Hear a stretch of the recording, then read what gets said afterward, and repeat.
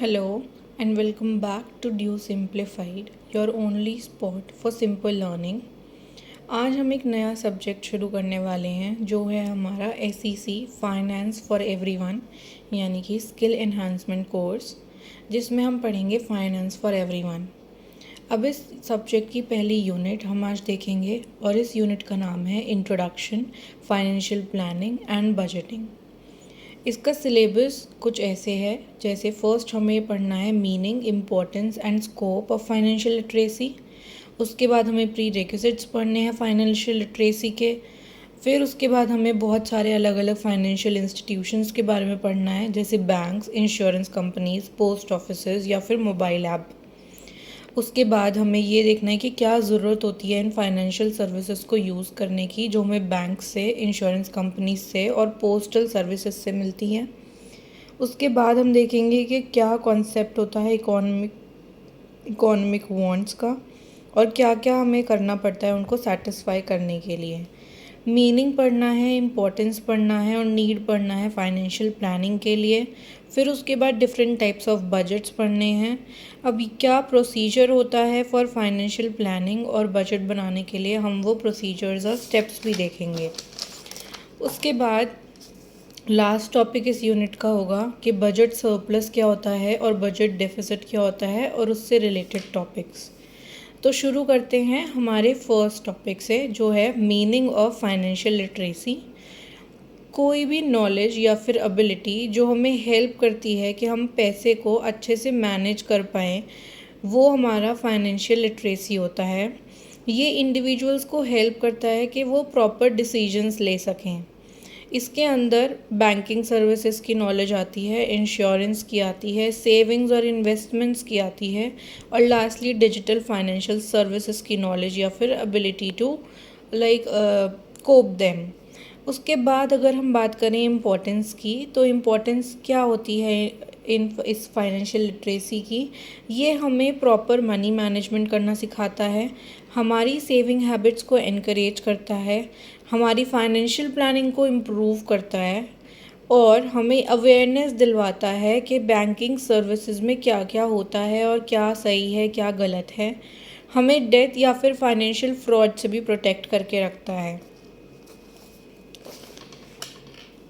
Better investment decisions हम बना पाते हैं अगर हमारे पास अच्छी फाइनेंशियल लिटरेसी है, यानी कि फाइनेंशियल नॉलेज है। लास्टली इसकी इम्पोर्टेंस क्या होती है कि ये फाइनेंशियल इंडिपेंडेंस भी बनाता है या बनाने के सजेशंस देता है कि आपको फाइनेंशियली इंडिपेंडेंट होना चाहिए। अब फाइनेंशियल लिटरेसी के स्कोप्स क्या होते हैं।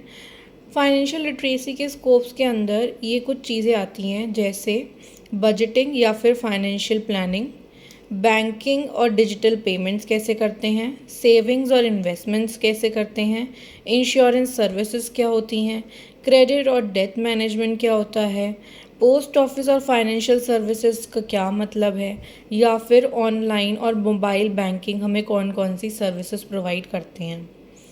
उसके बाद जो अगला टॉपिक है वो है pre requisites of financial literacy. Pre requisites क्या क्या होते हैं हमारी फाइनेंशियल लिटरेसी के अंदर। अब ये प्री रिक्विजिट्स का मतलब क्या होता है। प्री रिक्विजिट्स का मतलब होता है कुछ ऐसी बेसिक एबिलिटीज़ जो रिक्वायर्ड होती हैं कि हम अंडरस्टैंड कर सकें और मैनेज कर सकें अपने फाइनेंशियल मैटर्स को। अब इसके अंदर 3 चीज़ें आती हैं। सबसे पहले लेवल ऑफ एजुकेशन, उसके बाद न्यूमेरिकल एबिलिटी और लास्ट में आता है कम्युनिकेशन एबिलिटी। अब इनका इंडिविजुअली क्या मतलब होता है, अब हम वो देखते हैं।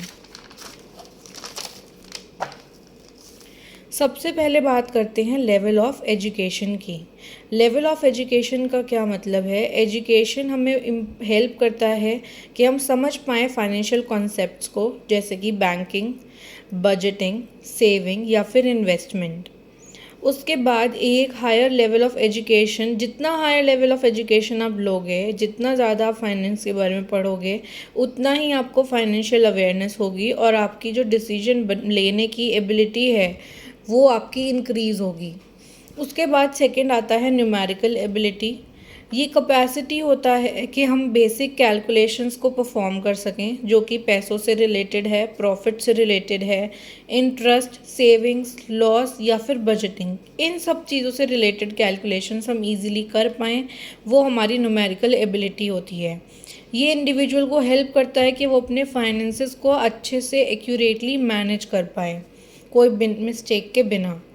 लास्ट आता है कम्युनिकेशन एबिलिटी। कम्युनिकेशन एबिलिटी में क्या होता है, ये इंडिविजुअल्स को हेल्प करता है अंडरस्टैंड करने में कि क्या फाइनेंशियल इन्फॉर्मेशन उनको दी जा रही है, कैसे किसी फाइनेंशियल फॉर्म को उन्हें फिल करना है, कैसे वो बैंक के साथ और फाइनेंशियल इंस्टीट्यूशंस के साथ इंटरैक्ट कर सकते हैं, कन्वर्सेशन कर सकते हैं, और लास्टली कैसे वो अपनी फाइनेंशियल सर्विसेज को यूज़ कर सकते हैं जो कि उनको दी जाती हैं। अब जो हमारा अगला टॉपिक है वो है अलग अलग टाइप्स के फाइनेंशियल इंस्टीट्यूशंस। अब ये फाइनेंशियल इंस्टीट्यूशंस का क्या मतलब होता है, ये ऑर्गेनाइजेशंस होते हैं जो हमें फाइनेंशियल सर्विसेज देते हैं, जैसे सेविंग करने का, लेंडिंग करने का, इंश्योरेंस लेने का, इन्वेस्टमेंट्स या फिर मनी ट्रांसफ़र करने का। ये ऑर्गेनाइजेशंस हमें हेल्प करती हैं। पहली फाइनेंशियल ऑर्गेनाइजेशन है बैंक्स। बैंक्स क्या करते हैं, हमारे डिपॉजिट्स एक्सेप्ट करते हैं और हमें लोन प्रोवाइड करते हैं, चाहे वो बिजनेसेस के लिए हो या फिर किसी इंडिविजुअल के लिए हो।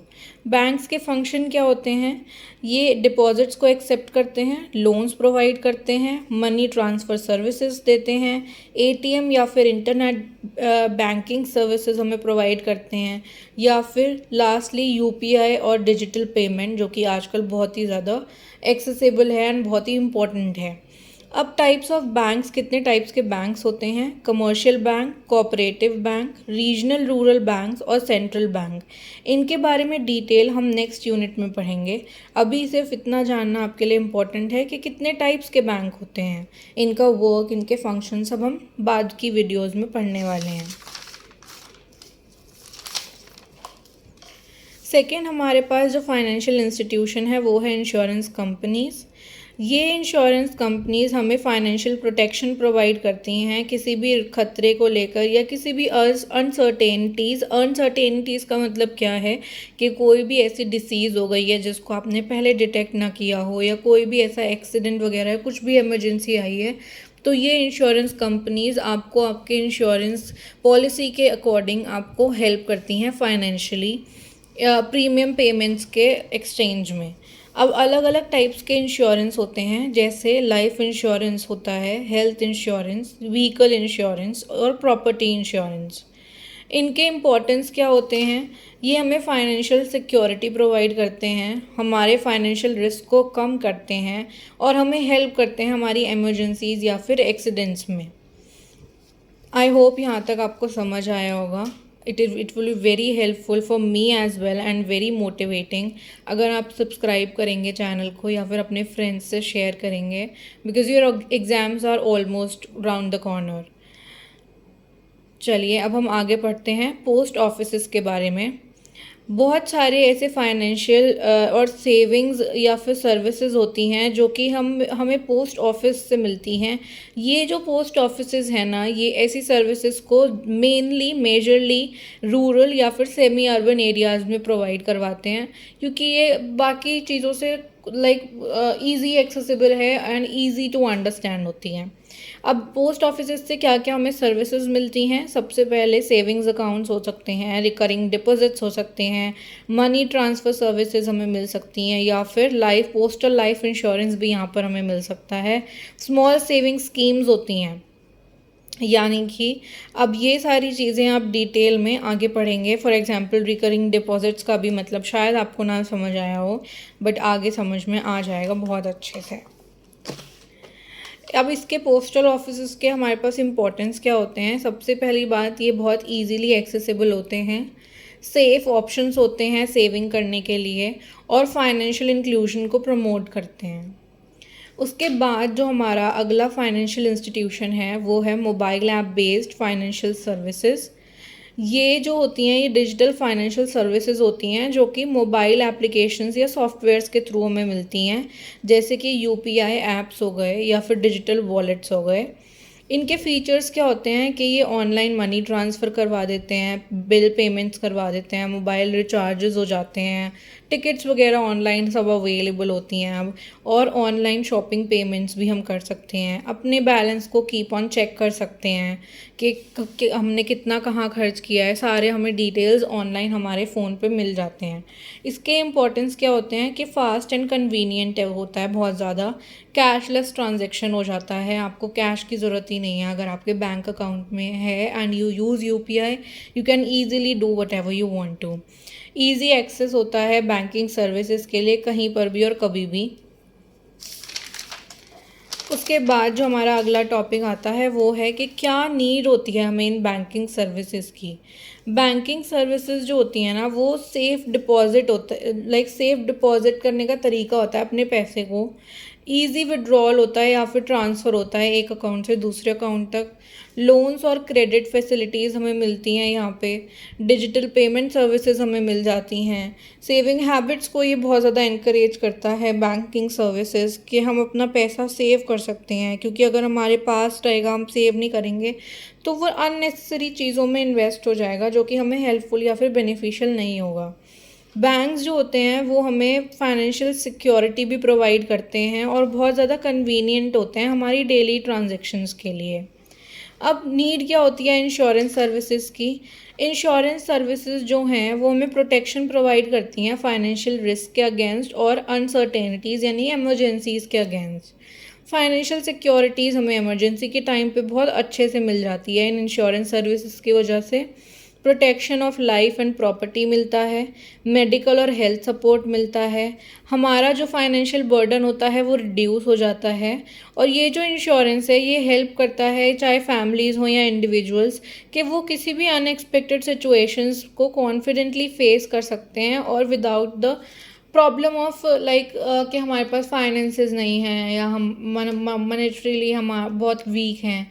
तो ये जो इंश्योरेंस सर्विसेज होती हैं ये ऐसी सिचुएशंस में आपको हेल्प आउट करती हैं।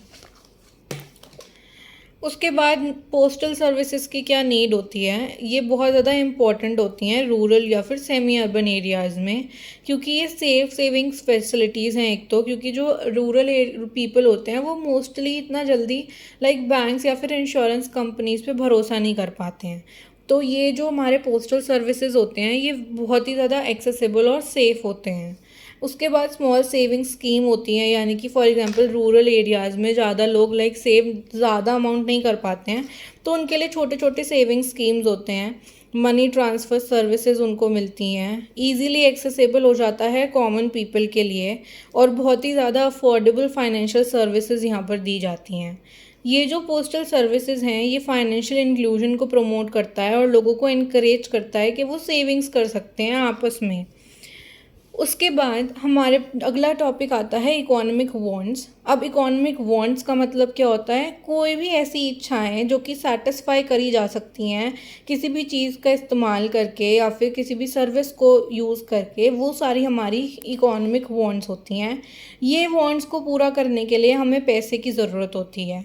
अब इकोनॉमिक वांट्स का फीचर्स क्या क्या होते हैं, ये एक तो अनलिमिटेड होते हैं नेचर में, लाइक आप बोलते हैं ना इंसान की इच्छा कभी ख़त्म नहीं होती, तो वो ट्रू है कि आप कभी कभी भी आपकी इच्छाएं ख़त्म नहीं होंगी। इफ़ फर्स्ट आपका जो लाइक वांट है वो ये है कि मेरे पास घर होना चाहिए, आपने घर ले लिया।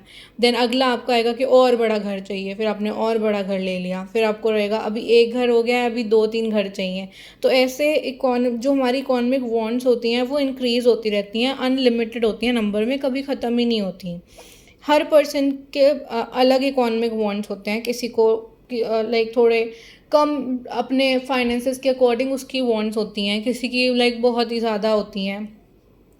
टाइम के साथ और इनकम के साथ ये चीज़ें चेंज होती रहती हैं। फॉर एग्जांपल अगर एक टाइम ऑफ पीरियड पे आपका जो इनकम है वो बहुत इंक्रीज़ हो जाता है, तो उसके बाद आपकी इकोनॉमिक वांट्स भी इंक्रीज़ होती हैं। आपको लगेगा कि अब मुझे और बड़ी कुछ चीज़ चाहिए, या मेरे पास अभी छोटी कार थी, अब मेरी इनकम ज़्यादा हो गई तो मुझे बड़ी कार चाहिए। तो ये सारी चीज़ होती हैं इकोनॉमिक वांट्स के फीचर्स के अंदर।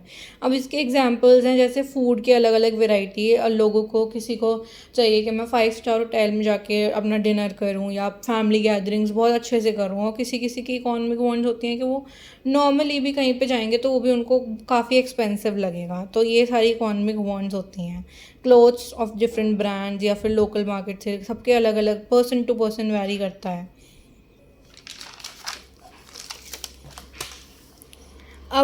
अब हमारी इकोनॉमिक वांट्स को पूरा करने के लिए क्या क्या चीज़ें होती हैं। सबसे पहले हमारी इनकम या अर्निंग्स क्या हैं, उनके थ्रू हम अपनी इकोनॉमिक वांट्स को पूरा कर सकते हैं। उसके बाद आता है गुड्स एंड सर्विसेज, यानी कि रिसोर्सेज कैसे हैं हमारे पास उनको पूरा करने के लिए। फिर क्या हमने सेविंग्स करी हुई हैं, क्या हम इन्वेस्टमेंट करते हैं, ये सब चीज़ें भी डिपेंड करती हैं हमारी इकोनॉमिक वांट्स को पूरा करने के लिए। प्रॉपर फाइनेंशियल प्लानिंग चाहिए होती है या फिर बजटिंग चाहिए होती है किसी भी चीज़ को लेने के लिए या सेटिस्फाई करने के लिए। रिसोर्सेज जैसे कि मनी, टाइम या फिर लेबर बहुत इंपॉर्टेंट होती हैं किसी भी इकोनॉमिक वांट को पूरा करने के लिए। अब हमारे पास जो अगला टॉपिक है वो ये बताता है कि कैसे हम बैलेंस कर सकते हैं अपने इकोनॉमिक वांट्स में और रिसोर्सेज में। तो जो ह्यूमन वांट्स होती हैं ना वो अनलिमिटेड होती हैं, लेकिन हमारे पास जो रिसोर्सेज होती हैं या जो इनकम होती है वो लिमिटेड होती है। इसीलिए बहुत ज़्यादा इम्पॉर्टेंट होता है कि हम अपनी दोनों चीज़ों को बैलेंस कर पाएँ और उसके अकॉर्डिंग ही हम अपना इकोनॉमिक वांट्स को पूरा कर पाएँ। अब क्या मेथड होते हैं बैलेंसिंग करने के। सबसे पहले तो अपनी प्रायोरिटीज़ सेट कर लो कि तुम्हें क्या चाहिए पहले, बाद में कौन सी वांट को पूरा कर सकते हो, अभी इम्पोर्टेंट क्या है। उसके बाद एक बजट बना लो। अब उस बजट में से अननेसेसरी एक्सपेंडिचर को हटा दो या कम कर दो, रिड्यूस कर दो। उसके बाद अपने मनी को सेव करना शुरू करो फ्यूचर नीड्स के लिए। जो रिसोर्सेज तुम्हें मिले हैं उसको अच्छे से यूज़ करो, इफ़ेक्टिवली यूज़ करो। उसके बाद ये सारी चीज़ें तुम्हें हेल्प आउट कर देंगी कि तुम फाइनेंशियल प्रॉब्लम्स में ना जाओ और अपना जो भी तुम्हारा इनकम है उसको अच्छे से यूटिलाइज़ कर पाओ और सारी इकोनॉमिक वांट्स को पूरा कर पाओ as per time and as per your resources. उसके बाद जो अगला आता है वो है कि क्या मतलब होता है फाइनेंशियल प्लानिंग का। फाइनेंशियल प्लानिंग का मतलब है कि जब हम प्लान करते हैं कि कैसे हम अपने इनकम को यूज़ करेंगे, कितना पोर्शन हम सेव करेंगे, कितनी चीज़ों पे हम एक्सपेंसेस अपना खर्च करेंगे जिससे कि हमें फाइनेंशियल गोल्स हमारे अचीव हो पाएँ। इसके इम्पोर्टेंस और नीड क्या होती है। सबसे पहले तो ये हेल्प करता है कि हम अच्छे से अपनी मनी को मैनेज कर पाएँ। सेविंग हैबिट्स को इनकरेज करता है। अननेसेसरी जो भी खर्चा होता है उसको रिड्यूस करवाने में हेल्प करता है। फाइनेंशियल सिक्योरिटी हमें प्रोवाइड होती है, क्योंकि अगर हम सेविंग हैबिट्स अपनी इनकलकेट कर लेंगे तो ऑब्वियस सी बात है हमारे पास एक सिक्योरिटी रहेगी फाइनेंशियली। उसके बाद हम अपने फ्यूचर गोल्स को भी अचीव कर पाएंगे। अब हम बात करेंगे डिफरेंट टाइप्स ऑफ बजट्स। अगर आपको कोई भी डाउट होता है in any of the videos या any of the lectures, you can comment down below your particular thoughts या फिर particular topic which you want to discuss again. अब हमारे पास अलग अलग टाइप्स के बजट होते हैं। सबसे पहला जो बजट आता है वो आता है पर्सनल बजट।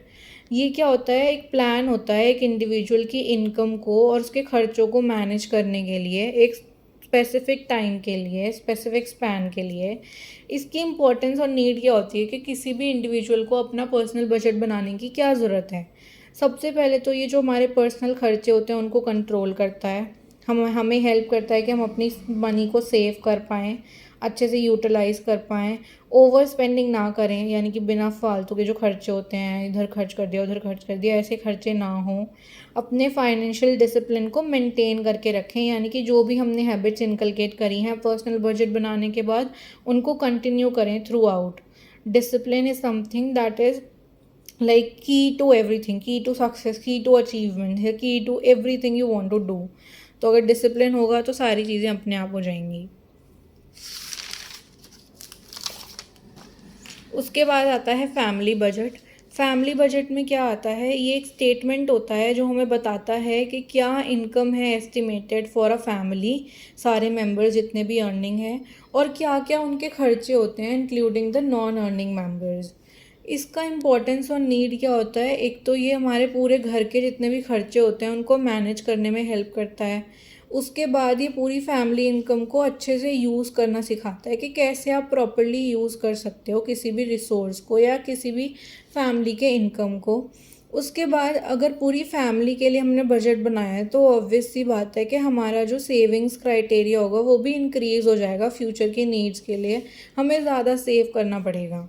उसके बाद ये फाइनेंशियल स्टेबिलिटी मेंटेन करवाने में हेल्प करता है एक फैमिली के अंदर, क्योंकि अभी हमें पता है अगर हमने बजट बना लिया तो हमें पर्टिकुलरली किस सेक्टर में कितना खर्च करना है पैसा। तो बहुत इंपॉर्टेंट रोल प्ले करता है एक फैमिली के लाइक फाइनेंशियली उसको स्टेबल रखने में या उसकी चीज़ों को मेंटेन करने में। उसके बाद बात करते हैं बिज़नेस बजट की। बिज़नेस बजट क्या होता है? ये एक फाइनेंशियल प्लान होता है जो कि एक बिज़नेस ऑर्गेनाइजेशन के द्वारा बनाया जाता है, जिससे वो एक अप्रॉक्सीमेट आइडिया लगा लेते हैं, एस्टिमेट कर लेते हैं कि उनका इनकम कितना होगा और उनके खर्चे कितने हैं, एंड कितना उनको लॉस हो रहा है, प्रॉफिट हो रहा है, या दोनों में से कुछ नहीं हो रहा है। लाइक अभी उनका सिर्फ लाइक लिमिटेड लॉस और प्रॉफिट हो रहा है। तो ये सारी चीज़ें हम देखते हैं बिज़नेस बजट के अंदर। इसके बिज़नेस बजट के इम्पोर्टेंस और नीड क्या होता है? सबसे पहले तो ये बिज़नेस के कॉस्ट को कंट्रोल करने में हेल्प करता है कि एक्सेसिव खर्चा ना हो कहीं पे भी। कुछ भी हम सारी चीज़ों को मैनेज करना है, एम्प्लॉयज़ को हम कितना पे कर रहे हैं, हमारे रॉ मटेरियल में कितना जा रहा है, हमारी टेक्नोलॉजी में कितना जा रहा है। तो ये सारी चीज़ें एक बिज़नेस बजट के अंदर आती हैं। उसके बाद ये प्रॉफिट कैसे अर्न कर सकते हैं ये भी हमें असिस्ट करता है कि कैसे एक पर्टिकुलर सिचुएशन में आप प्रॉफिट अर्न कर सकते हो, या सबसे ज़्यादा चांसेस कौन से लाइक सेक्टर में हैं लाइक फॉर प्रॉफिट।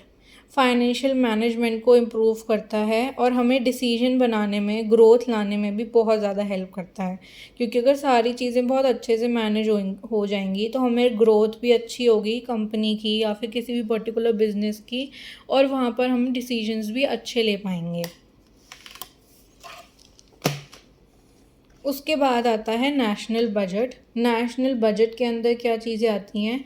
ये एक एनुअल स्टेटमेंट होता है, यानी कि पूरे साल का एक प्लान होता है जिसमें हमें इनकम और एक्सपेंडिचर पता चलते हैं, गवर्नमेंट ने कितना किया है थ्रू आउट द ईयर या फिर कितना करने वाले हैं इस पूरे आने वाले साल में। तो वो हमारा होता है नेशनल बजट। इसके इम्पोर्टेंस और नीड क्या होते हैं? देखो, सबसे पहले तो ये इकोनॉमिक प्लानिंग करने में हेल्प करता है, क्योंकि पूरे कंट्री के लिए मैनेज करना is a big deal, and वहाँ पर हमें नेशनल बजट बनाना बहुत ज़्यादा इम्पोर्टेंट हो जाता है। फिर उसके बाद ये पब्लिक एक्सपेंडिचर को कंट्रोल करता है, यानी कि जो भी अननेसेसरी हमारे एक्सपेंडिचर हैं उस सबको कंट्रोल करने में मैनेज करता है। हमें इकोनॉमिकली डेवलप करने में लाइक थोड़ा मोटिवेट करता है कि अगर हम अपने खर्चों को मैनेज कर लेंगे, अच्छे से सारी चीज़ों को मैनेज कर लेंगे, तो हमारा जो इकोनॉमिक डेवलपमेंट है वो बहुत जल्दी इंक्रीज़ होगा, लाइक डेवलप्ड हो जाएंगे। उसके बाद ये प्रॉपर एलोकेशन देता है हमें नेशनल रिसोर्सेज का, यानी कि किस नेचुरल रिसोर्सेज के लिए कितना पर्टिकुलरली हमें खर्च करना है या कितना नहीं करना है, या कौन से सेक्टर ज़्यादा इंपॉर्टेंट है जहाँ पर ज़्यादा पैसे गवर्नमेंट के जाने चाहिए, ज़्यादा इन्वेस्टमेंट होनी चाहिए। वो सारी चीज़ें हमारी नेशनल बजट के अंदर आती हैं। नेशनल बजट के अंदर हम इसको देखते हैं, ऑब्ज़र्व करते हैं। उसके बाद बात करते हैं कि क्या प्रोसीजर होते हैं फॉर फाइनेंशियल प्लानिंग, क्या क्यों इम्पोर्टेंट होती है या क्या मतलब होता है।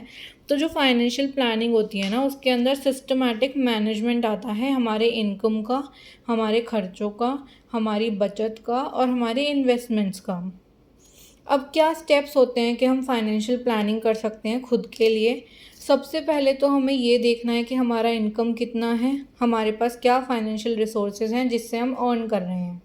उसके बाद अपने फाइनेंशियल गोल्स को आइडेंटिफाई करो कि तुम्हें इस पर्टिकुलर टाइम के स्पैन में या इस पर्टिकुलर टाइम पीरियड में तुम्हें कितना अचीव करना है, तुम्हारा पर्टिकुलरली गोल क्या है, एम क्या है, वो आइडेंटिफाई करना है। थर्ड स्टेप में हमें अपने एक्सपेंसेस और सेविंग्स को एस्टिमेट करना है कि कितना पर्टिकुलरली अब उस इनकम से कितना एक्सपेंस यानी कि इतना खर्चा हो रहा है और कितना आप सेव कर पाते हो, वो एस्टिमेट करना है, अप्रॉक्सीमेटली वैल्यू फाइंड आउट करनी है। उसके बाद फोर्थ स्टेप है कि अच्छे से एक फाइनेंशियल प्लान को फ्रेम करना है, प्रिपेयर करना है। उसके बाद उस प्लान को सिर्फ बना के नहीं रखना है, उसको इम्प्लीमेंट भी करना है, यानी कि फॉलो करना है अपनी लाइफ में। उसके बाद लास्ट पॉइंट आता है कि उस प्लान को जो जो आपने बनाया है, जिसको आप फॉलो कर रहे हो, उसको आपको बार बार रिव्यू करना पड़ेगा और रिवाइज करना पड़ेगा, क्योंकि एज अ टाइम पासेस वैसे ही आपके गोल्स भी चेंज होंगे, आपकी इनकम भी चेंज होगी, आपके एक्सपेंसेस और सेविंग्स भी चेंज होंगे, आपका जो भी आपने प्लान बनाया फिर उसमें भी आपको उसी अकॉर्डिंग चेंजेस लाने पड़ेंगे। तो जो लास्ट स्टेप है रिव्यूइंग और रिवाइजिंग, ये बहुत ही इंपॉर्टेंट पॉइंट लाइक स्टेप होता है किसी भी फाइनेंशियल प्लानिंग के लिए, क्योंकि यहाँ पर ना आपको, अगर आप अपने एक्सपेंसेस के अकॉर्डिंग या अपनी इनकम के अकॉर्डिंग अपना फाइनेंशियल प्लान नहीं फ्रेम कर रहे हो या प्रिपेयर कर रहे हो तो कुछ फ़ायदा ही नहीं होगा। तो इसलिए रिव्यू और रिवाइज करना बहुत इंपॉर्टेंट होता है टाइम टू टाइम। उसके बाद हम बात करते हैं क्या प्रोसीजर्स होते हैं एक बजट बनाने के लिए, कि हम अपना बजट कैसे प्रिपेयर कर सकते हैं। सबसे पहले जो बजट होता है ना वो प्रिपेयर किया जाता है जिससे कि हम अपने इनकम और एक्सपेंडिचर को बैलेंस कर पाएँ, जैसे हमने पीछे भी पढ़ा था। अब हम बात करते हैं कि क्या स्टेप्स होते हैं किसी भी बजट को लाइक प्रिपेयर करने के लिए, फ्रेम करने के लिए। सबसे पहला स्टेप होता है कि अपनी टोटल इनकम को कैलकुलेट करो कि तुम्हारे पास इनकम कितनी है। फिर उसके बाद तुम्हारे खर्चे कितने हैं वो सारे खर्चे लिख लो। अब उन खर्चों को नेसेसरी और अननेसेसरी खर्चों में क्लासिफाई कर दो, डिस्ट्रीब्यूट कर दो, कि कौन से तुम्हारे जो खर्चे होते हैं वो बहुत ज़रूरी हैं और कौन से तुम्हारे खर्चे हैं जो अननेसेसरी हैं। उसके बाद उन लाइक प्रायोरिटीज़ को सेट करके कि कौन सा नेसेसरी है कौन सा अननेसेसरी है, उसके अकॉर्डिंग ही हर एक खर्चे के लिए मनी अलॉट कर दो कि तुम्हें इतना ही खर्च करना है इस पर्टिकुलर चीज़ के लिए। उसके बाद अपनी सेविंग्स और इमरजेंसी फंड्स को एक पोर्शन निकाल के साइड में रख दो तुम्हारी इनकम के अकॉर्डिंग, कि जितना परसेंट तुम्हें लगता है तुम्हें सेव करना चाहिए या जितना परसेंट तुम्हें लगता है तुम्हें इमरजेंसी फंड्स में रखना चाहिए उतना तुम वहाँ पर निकाल के पोर्शन अलग रख दो। उसके बाद अपनी इनकम और एक्सपेंडिचर को भी कंपेयर करो कि कितना तुम्हारा इनकम है और कितना तुम खर्च कर देते हो। अब यही जितने भी स्टेप्स जैसे हमने फाइनेंशियल प्लानिंग में करे थे वैसे ही आपको बजट में भी अपने लाइक बजट को रिव्यू करना पड़ेगा और उसमें चेंजेस लाने पड़ेंगे जैसे जैसे टाइम के साथ आप अपना रिव्यू करते रहोगे बजट। क्योंकि जैसे लाइक ऑब्वियस ही बात है, कोई पर्टिकुलर सिचुएशन है कि आपके इनकम पहले से कम हो गई है या आपकी इनकम पहले से ज़्यादा हो गई है, तो उसके अकॉर्डिंग आपका पूरा बजट या प्लान चेंज करना पड़ेगा। तो इट इज़ वेरी इंपॉर्टेंट कि आप अपने प्लान को रिव्यू करो, अपने बजट को, और अब दोबारा से उसमें चेंजेस लाओ जो भी आपके अकॉर्डिंग लगता है आपको कि लाना इम्पॉर्टेंट है या नेसेसरी है। उसके बाद हम बात करते हैं बजट सरप्लस की, कि बजट सरप्लस क्या होता है। बजट सरप्लस मतलब होता है, सरप्लस मतलब एक्सेसिव या फिर एक्स्ट्रा। तो बजट जब एक्स्ट्रा हो जाता है यानी कि बजट सरप्लस से हमें समझ में आ रहा है कि किसी एक्स्ट्रा चीज़ की बात हो रही है। तो बजट सरप्लस कब होता है, जब हमारी इनकम जो है वो बहुत ज़्यादा होती है हमारे एक्सपेंडिचर यानी कि खर्चों से। ठीक है, जब हम दोबारा से समझो, बजट सरप्लस होता है जब हमारी इनकम ज़्यादा होती है एक्सपेंडिचर से, उसको हम बजट सरप्लस बोलते हैं। ये इंडिकेट क्या करता है कि अगर तुम्हारे खर्चे कम हैं और तुम्हारी इनकम ज़्यादा है, इसका मतलब कि तुम अपना फाइनेंसेस जो हैं वो बहुत अच्छे से मैनेज कर रहे हो और तुम्हारे पास एक्स्ट्रा फंड्स भी अवेलेबल होंगे in the case of emergency. क्योंकि ऑब्वियस सी बात है, अगर तुम्हारे पास ज़्यादा है, ज़्यादा पैसे हैं, सेविंग्स भी ज़्यादा होंगी, इसलिए जो एक्स्ट्रा फंड्स हैं वो भी अवेलेबल होंगे तुम्हारे पास पर्टिकुलर सिचुएशंस के लिए।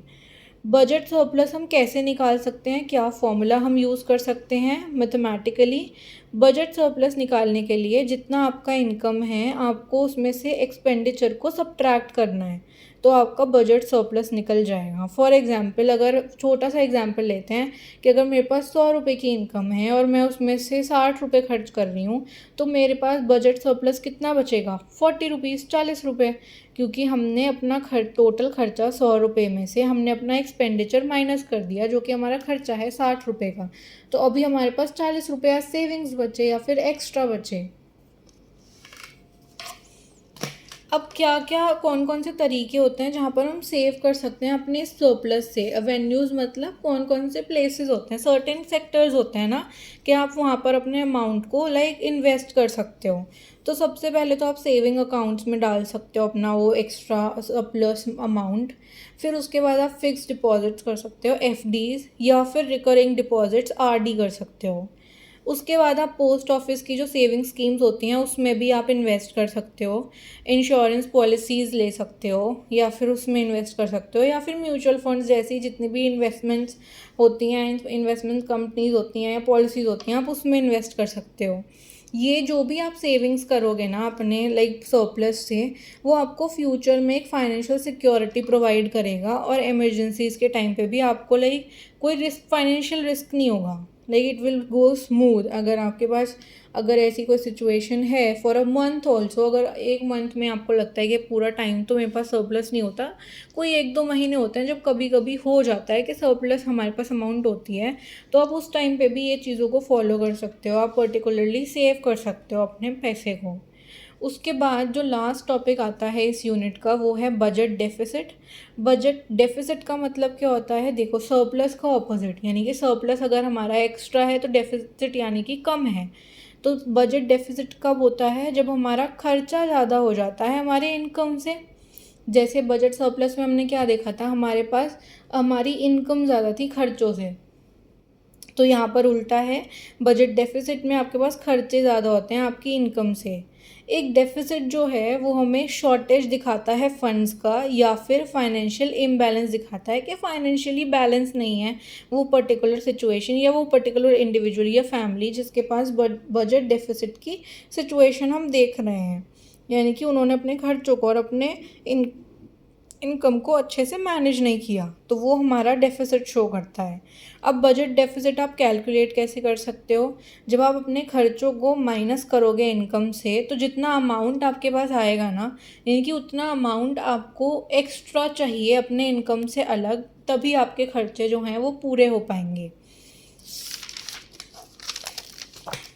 अब सोर्सेज कौन कौन से हम यूज़ कर सकते हैं जिससे हम अपने डेफिसिट को लाइक ज़ीरो ला सकते हैं या प्रॉफिट में कन्वर्ट कर सकते हैं, तो वो सोर्सेज कौन से होते हैं। एक डेफिसिट को हम कैसे मैनेज कर सकते हैं, सबसे पहले आप लोन लेके एक मैनेज कर सकते हो फॉर टाइम।